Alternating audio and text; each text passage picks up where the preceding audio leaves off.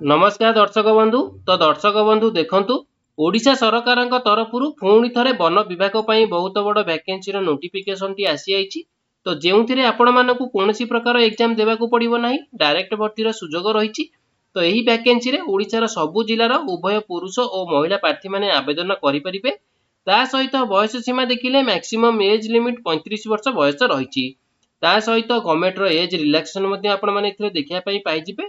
तो दर्शक बंधु एबे चलतु देखि नबा यार ऑफिशियल नोटिफिकेशन सहित केउ पोस्ट रही, सहित शिक्षागत योग्यता केते, सिलेक्शन प्रोसीजर किपर रहिबो, अदर एलिजिबिलिटी क्राइटेरिया गुडिक कोन रही, सहित यार ऑफलाइन एप्लिकेशन फॉर्म को किपरि निर्भुल भाबे आवेदन करि परिबे। तो एही सब विषय रे आमे डिटेल्स रे एही वीडियो माध्यम रे आलोचना करिनबा।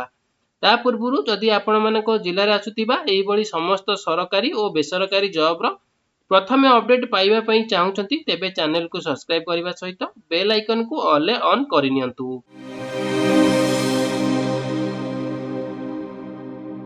तो दर्शक बंधु देखंतु एथिरे ऑर्गेनाइजेशन नेम टी कोन रहिछि ना, office of the divisional forest officer तरफरु आपण मानकर ऑर्गेनाइजेशन नेम टी रहिछि।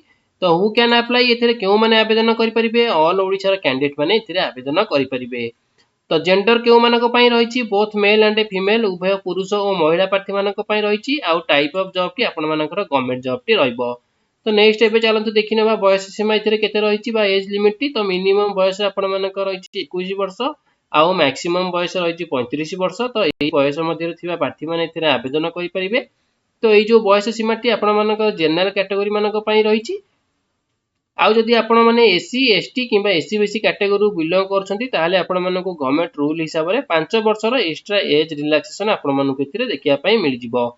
तबे नेक्स्ट चलंतु देखिनबा पोस्ट डिटेल्स टी कोन रहिछि ना, इथिरे आपण मानकर गोटे पोस्ट रहिछि जोथिरे आपण मानकर पोस्ट नेम टी रहिछि सीनियर रिसर्च फेलो। तो एही पोस्ट पई आपण मानकु आवेदन करिया पई हेले एजुकेशनल क्वालिफिकेशन कोन थिबा दरकार बा शिक्षागत योग्यता कोन थिबा दरकार ना, the candidate must have a passed MSc in zoology किंबा वाइल्ड लाइफ बायोलॉजी किंबा life science from recognised board or university. तो जो प्रार्थी एथिरे आवेदन करिवे से एमएससी टी पास करथिबे केउथिरे ना जूलॉजी रे किंबा वाइल्ड लाइफ बायोलॉजी रे किंबा लाइफ साइंस रे जदि पास करथिबे ताहाले से ई पोस्ट पई आवेदन करि परिबे।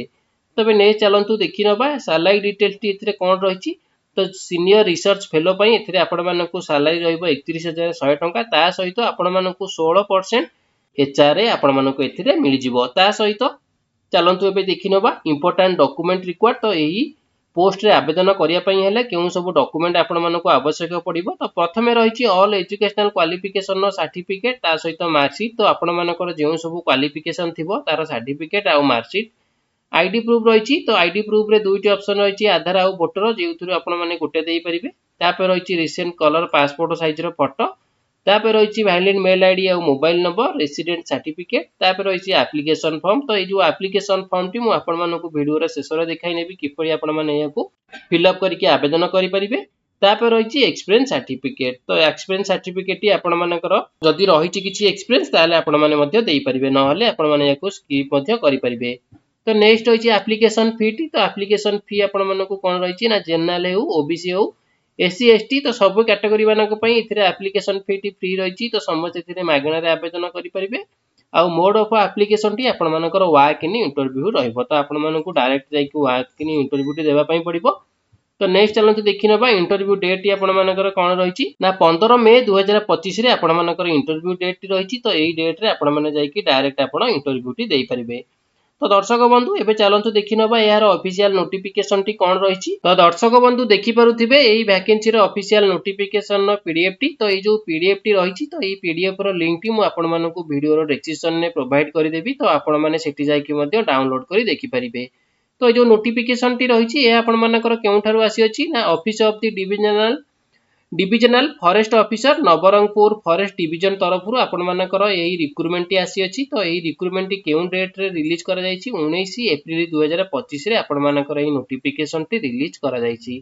तो कोन एथिरे रहिछि ना, वॉक इन इंटरव्यू रहिछि for engagement of senior research fellow पई आपण मानकर एथिरे रिक्रूटमेंट टी रहिछि। तो एथिरे देखि नियंतु आपण मानकर आवेदन करिया पई हेले क्वालिफिकेशन कोन थिबा दरकार ना, require qualified candidate with MSc in zoology, wild life biology, life science, animal biotechnology, microbiology, forestry, biodiversity conversation biochemistry veterinary science जदि करिथिबे ताहले आपण माने एई पोस्ट पई आवेदन करि परिबे। तो ए आपण मानकर वाक इन इंटरव्यू रहिछि केबे 15 मे 2025 10टा एम रे आपण मानकर एथिरे वाक इन इंटरव्यू रहिछि। तो केउठारे आपण मानकर वाक इन इंटरव्यू रहइबो ना conference hall of Nabarangpur forest division रे आपण मानकर वाक इन इंटरव्यू टी रहिछि। तो आपण माने एइठारे जाई कि आपण माने वाक इन इंटरव्यू टी देई परिबे।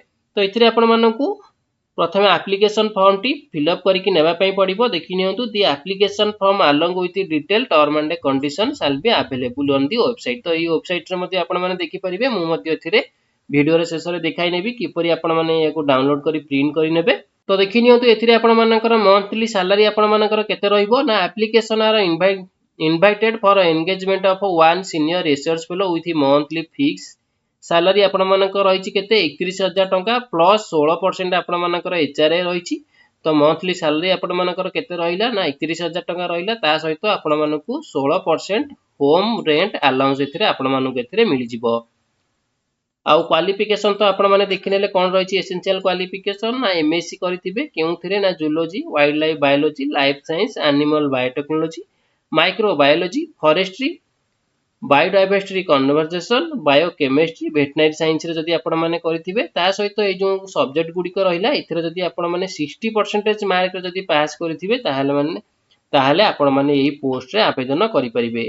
तो डिजायरेबल एक्सपीरियंस आपण मानकर एथिरे कोन रहिछि ना experience in wildlife based on or any wildlife census data management जदि आपण मानकर थिबो ता सहित MS Excel MS Word MS PowerPoint जदि आपण मानकर एथिरे रहिछि ताहाले मध्ये आपण एथिरे आवेदन करि परिबे। बयस सीमाटी आपण मानकर कोन रहिछि ना अपर एज लिमिट रहिछि 35 वर्ष। तो 35 वर्ष मध्ये प्रार्थी माने आवेदन करि परिबे केबे सुधा ना 1/4/2025 सुधा जदि आपण मानकू 35 वर्ष होइछि ताहाले आपण माने ई पोस्ट पई एलिजिबल होई परिबे। ता सहित आपण मानकू रिलैक्सेबल मध्ये मिलि जाउछि up to 5 year case in SC ST SC BC. तो एसटी एससी एससीबीसी जदि कैंडिडेट आपण होइतिबे ताहाले आपण मानकू 5 वर्ष एक्स्ट्रा एज रिलैक्सेशन आपण मानकू एथिरे देखिया पई मिल जिवो। तापर देखि नियंतु duties of senior research fellow आपण मानकर कोन कोन रहइबो। तो आपण माने याको सब चेक करि नेबे। अदर कंडीशन गुडी के सब कोन रहिछि आपण मानकर ड्यूरेशन केते रहइबो वर्किंग आवर केते रहइबो लीव आपण मानकर किपर रहिछि। तो याको आपण माने सब चेक करि नेबे। तापर नेक्स्ट चलंतु देखि नबा सिलेक्शन प्रोसीजर किपरि आपण मानकर एथिरे सिलेक्शन करा जिवो ना selection will be based on the previous field experience and performance in the interview. तो जो प्रार्थी एथिरे आवेदन करथिबे तांकर पूर्वर फील्ड एक्सपीरियंस आउ आपण मानकर इंटरव्यू रो परफॉर्मेंस को नै कि आपण मानकर एथिरे सिलेक्शन करा जिवो। तो एबे नेक्स्ट चलंतु देखि नबा यार एप्लिकेशन फॉर्म टी। तो तळकु तळ स्क्रॉल कला परे आपण माने एप्लिकेशन फॉर्म टी देखिया पई पाई जिवे। तो आपण माने याकू कोन करिवे डाउनलोड करी प्रिंट करि नेबे। तो प्रिंट कला परे आपण माने राइट साइड रे रहिछि फोटोग्राफ अटैच करिया पई। तो आपण मानकर पास फोटो इठी अटैच करि नेबे। तापर रहिछि नेम कैंडिडेट नेम इठी कोन करिवे कैपिटल लेटर लिखि नेबे फादर्स नेम कैपिटल लेटर लिखि नेबे डेट ऑफ बर्थ लिखि नेबे मेल किबा फीमेल मैरिटल स्टेटस कोन रहिछि केउ कैटेगरी बिलोंग करछंती एसटी एससी एससीबीसी। तो जो कैटेगरी आपण बिलोंग करछंती सेटा लिखि नेबे परमानेंट एड्रेस कोन रहिछि लिखि नेबे प्रेजेंट एड्रेस कोन रहिछि मध्ये लिखि नेबे कांटेक्ट नंबर मेल आईडी तापर रहिछि एजुकेशनल क्वालिफिकेशन। तो एजुकेशनल क्वालिफिकेशन आपण मानकर सीक्वेंस हिसाब रे रहिछि एचएससी 10th +2 +3 आउ पीजी किबा एमएससी जदि करथिबा आउ अदर जदि क्वालिफिकेशन थिबो। तो सेही हिसाब रे आपण माने केउ बोर्ड बा केउ यूनिवर्सिटी रे आपण माने करिसंती ईयर ऑफ पासिंग केते थिला आ केते परसेंटेज थिला। तो सेही सीक्वेंस हिसाब रे आपण माने याकू फिल अप कर नेबे। तापर आपण मानकर रहिछि एक्स्ट्रा करिकुलर एक्टिविटी जदि आपण मानकर किछि रहिछि आपण माने ठि लेखि परिबे। कॉन्फ्रेंस वर्कशॉप अटेंड जदि आपण माने करिसंती पूर्वरु किछि तो सेटा को मध्ये आपण ठि फिल अप करि परिबे। पब्लिकेशन इफ एनी एटा मध्ये आपण फिल अप कर नेबे। वर्क एक्सपीरियंस इफ एनी जदि आपण मानकर पूर्वरु किछि वर्क एक्सपीरियंस थिबो तो लिखि परिबे नहले मध्ये आपण याको स्किप करि परिबे। करंट वर्क आपण कोन करूछंती सेटा को मध्ये आपण लिखिबे केउ लैंग्वेज जानि छंती सेटा को आपण एटी फिल करिया पई पड़िबो। तापर रहिछि नॉलेज इन कंप्यूटर। तो कंप्यूटर नॉलेज आपण मानकर कोन रहिछि त आपण माने एटी लिखि परिबे जा रहिछि MS Excel Word PowerPoint जहा भी आपण मानकर रहिछि टैली जहा भी थिबो आपण माने एटी फिल अप कर नेबे। तापर रहिछि फुल सिग्नेचर ऑफ कैंडिडेट। तो कैंडिडेट कर फुल सिग्नेचर एटी कर नेबे। तो शेष रे आपण मानकर डिक्लेरेशन टी रहिछि। तो डिक्लेरेशन रे रहिछि प्लेस केउ प्लेस रे आपण आवेदन करूछंती तो से प्लेस लिखि नेबे। तापर फुल सिग्नेचर रहिछि तो फुल सिग्नेचर करि नेबे। तापर आपण मानकर आउ गोटे डिक्लेरेशन रही तो से डिक्लेरेशन सेम रही क्यों प्लेस अप्लाई कर से प्लेस नेम लिखिने फुल सिग्नेचर ऑफ कैंडिडेट करने तो कलापर आपण मानकर जो सब आपण मानकर एजुकेशनल क्वालिफिकेशन सर्टिफिकेट आउ अदर डॉक्यूमेंट गुड़िक रही आईडी प्रूफ रही तो से गुड़ सब आटाच करी तो पूर्व जो एड्रेस टी देखी तो से एड्रेस रे जाइए आपण मैंने 15/5/2025 आपण मैंने जाइए वाकिन इंटरव्यू टी दे पारिबे। तो दर्शक बंधु यह थिला फॉरेस्ट डिवीजन वैकेंसी रो फुल इन्फॉर्मेशन टी जदि आपण मानकू एही वीडियो टी भल लागुथिबो ताहाले आपण माने एही वीडियो को गोटे लाइक करी अन्य मानकू शेयर करि नेबे।